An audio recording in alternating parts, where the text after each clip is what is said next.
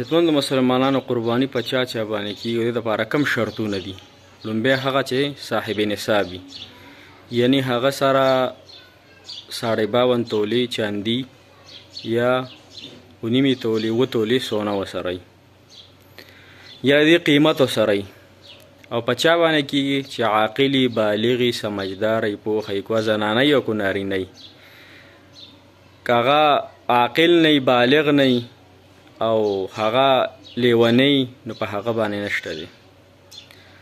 اوس په کور کې چا سره داسې قیمتي سامانی مطلب یو گاړی دی بل گاړی د پرنټ ورکړي یا داسې یو غوا د وسره او د فایو د پاره او بل غوا هم د سره دغه دسې ده یا مطلب د پلاټونه اغوستي دي د خپل کور شته هو مطلب دغه پلاټونه چې کم دي نو دغه د ګټې دپاره دي. دغه کم شیزونه چې قیمتي دغه به راټول کړي 52 تولې چاندي قیمت شو مطلب 1,40,000 پیسې د سړی نقدیت یا دغه قیمتي سامانو سړی نو په دې انسان باندې بیا قرباني دا واجب ده. او د ابراهیم علیه السلام سنت الله جل شانه تخوه عمل له ابراهیم علیه السلام دونو قرباني ورکړي چې خپل بچي ذبح کو لیکن الله جل شانه دا قرباني قبول کړه او الله جل شانه بیا د هغه په ځای ګډ راولېږو. عزتمند مسلمانانو دا ذوالحجه ده دې کې د روژې هم ډېر فضیلت دی او روژې هم پکې ونیسو زنانو ته ووایو هلته خو ګرمي ډېره زیاته ده.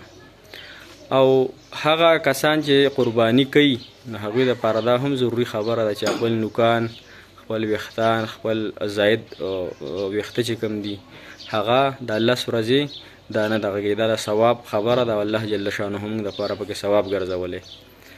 نو دغه کسانو باندې قرباني کیږي چې چا سره 7 تولې سونی یا د هغې قیمتي یا ورسره 52 تولې چاندي قیمتي یا ورسره چاندي د هغې نه تقریبا 1,40,000 روپۍ راځي یا ورسره مطلب لږه شان سونه ورسره دا څه ورسره چاندي ده څه ورسره نغد مالیت دی څه ورسره کور کې داسې قیمتي اوزار پروت دی نو بیا دا غونه راټول کړي په دې حساب کې بیا هم په د قرباني لازم ده.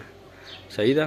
او که انسان وایي چې قربانۍ ته څه ضرورت دی غریبانان ډېر دي نو تا د غریبانان تش د قربانۍ په وخت کې در یاد شي دا غریبانان ټول کالي او قربانۍ له بخپې اوبو ته کوو نو دا یو اهم سنت دی د ابراهیم علیه السلام الله جل شانه د امت دپاره واجب کړي دي.